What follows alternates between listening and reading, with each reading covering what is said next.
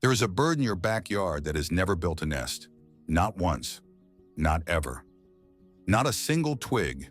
It has never sat on its own eggs. It has never fed its own chicks. It has never met most of its children. And right now, in a nest somewhere near your house, there is an egg that does not belong. The parents sitting on it have no idea. They will keep it warm.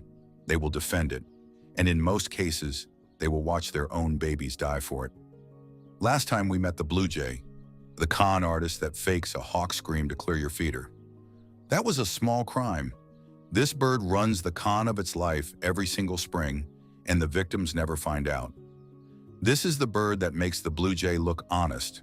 So let me tell you what it is right now, because you deserve the answer before the story.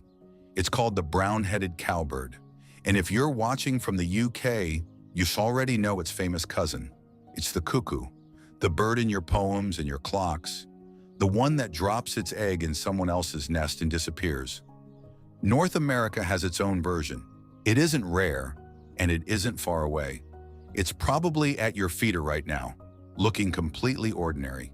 In this video, 7 things you need to know about the strange egg in your yard, including exactly what to do if you ever find one. Number 5 is the one that will stop you cold, because doing the obvious thing isn't just illegal, it's dangerous. For the nest, subscribe before you go, because after this, you will never look at a nest the same way again. And stay for number 7, the one that turns this whole story upside down. Number 1, it has never built a nest, and it never will. Most birds spend days building. They gather grass, mud, hair, spider silk. They shape it with their own bodies. They defend it. It costs them an enormous amount of energy. The cowbird skips all of it. The female spends her mornings watching. She sits quietly and studies the other birds in your yard, tracking who is building and where. She isn't being lazy. She's working. She's running surveillance. When she finds a nest she likes, she waits for the owners to leave. Then she drops in, lays one egg in under a minute, sometimes removes one of theirs, and goes. That's it. That's her entire parenting career, over in about 40 seconds. And then she does it again and again. A single female cowbird can lay around 40 eggs in one season, spread across dozens of different nests. Cowbird eggs have been recorded in the nests of more than 200 different species: warblers, sparrows, finches, vireos, cardinals. Birds so small that the cowbird chick will end up 3 times their size. She isn't attached to any of them. She will probably never see a single one of her chicks again. Number 2, there's a real chance that egg is in your yard right now, and you can learn to spot it. Here's what to look for. A cowbird egg does not match. That's the whole point of it. And it's also the tell. It's usually white or grayish white, covered in fine brown speckles, and it's noticeably bigger and rounder than the eggs around it.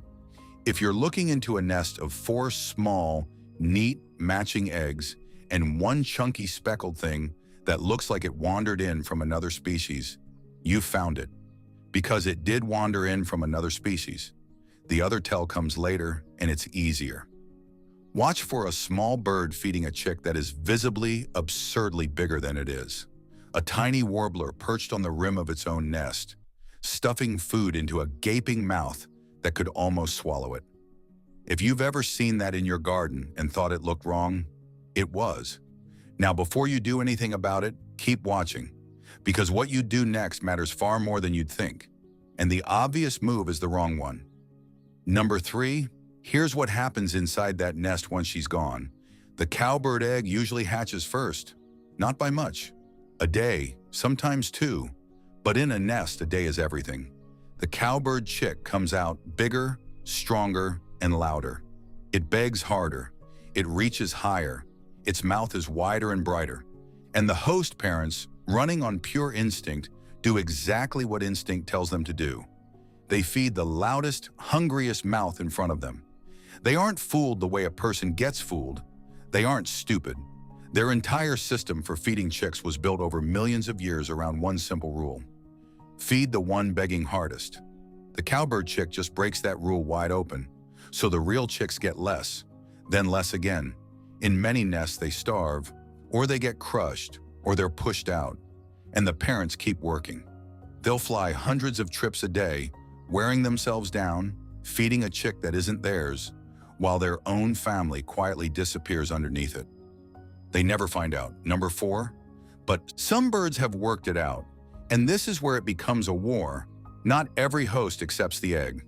Robins and catbirds will often spot the intruder and throw it straight out. Just tip it over the side and carry on. Yellow warblers do something stranger. They're too small to lift the egg out at all, so instead they build a new floor. They lay a whole fresh layer of nest material straight on top of the cowbird egg, sealing it in, and start again above it. Researchers have found warbler nests stacked up like little apartment blocks, several stories tall, with a buried cowbird egg walled into each floor. Think about what that actually means. That isn't one clever bird, that's an arms race, running for thousands of years in a nest in your garden. And it's exactly why the cowbird has to be so good at this. Every host that learns to fight back raises the cost of the con. Which brings us to the question you're probably already asking.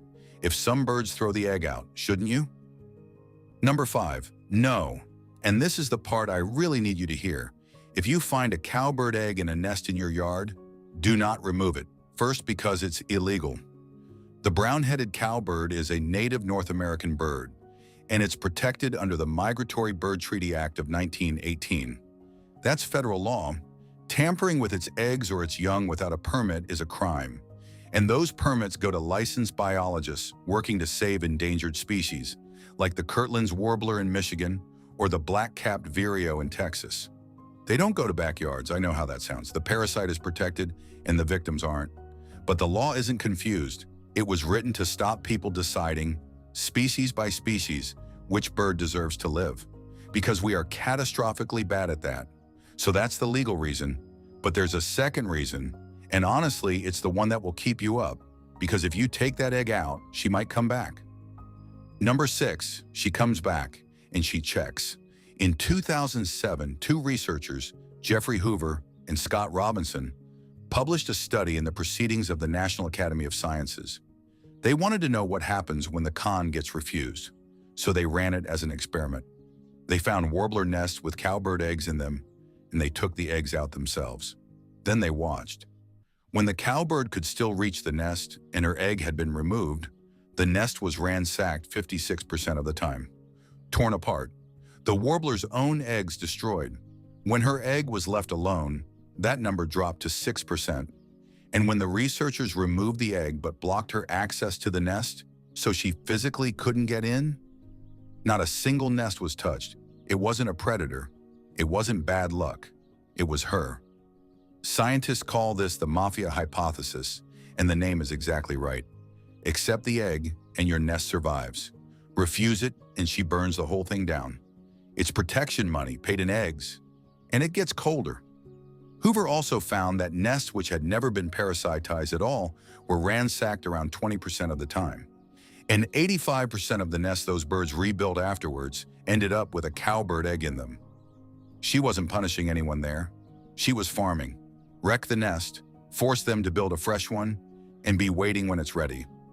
Now here's where I have to be honest with you, because the science is, not everyone agrees. A separate study followed 22 years of nesting data in another host species and found no evidence of mafia behavior at all. So this may not be every cowbird, in every wood, everywhere. The debate is still live. But in that Illinois woodland, with those warblers, the result was clear. Take her egg and something comes back for the nest. Number 7. And this is the part that turns it around. It's easy to watch all of this and decide the cowbird is evil. A monster, a cheat that deserves everything it gets. It isn't. It's a ghost. Look at its name. Cowbird. It got that name because it followed cattle. And before cattle, it followed bison. Millions of them moving across the Great Plains, churning up insects with every step. The cowbird lived off that storm of insects, and to eat, it had to keep moving. It could never stop. A herd doesn't wait for you to raise a family. So the popular explanation is that it couldn't stay, and a bird that can't stay can't sit on a nest. On that reading, this was never cruelty. It was the price of a life spent walking behind something enormous. And then, being honest again, even that story is shakier than people think. The cowbird's whole family, the genus Molothrus, seems to have arisen in South America, where there were never any bison at all, which means the con may have come first and the bison much later. We genuinely don't know whether it parasitizes nests because it followed the herds, or whether it was free to follow the herds because it already parasitized nests. The bison are gone now, 60 million animals, erased in about a century. The cowbird stayed. It found cattle, then lawns, then feeders, and it kept doing the only thing it has ever known how to do. So the bird in your yard isn't a villain. It's a leftover, a survivor of a world we destroyed, still running the strategy that world demanded, in a garden that never asked for it. But if a bird can hide an egg in plain sight, think about what else is going on in your yard when nobody's looking. Next time, we're going out after dark, because your birds don't really sleep, not the way you do. Some of them shut down one half of their brain at a time and leave the other half awake, one eye open, watching, all night long, half asleep, half on guard for their entire lives. What your birds do at night is stranger than anything they do in daylight. Subscribe so you don't miss it. Tell me in the comments, have you ever seen a tiny bird feeding a chick far too big to be its own?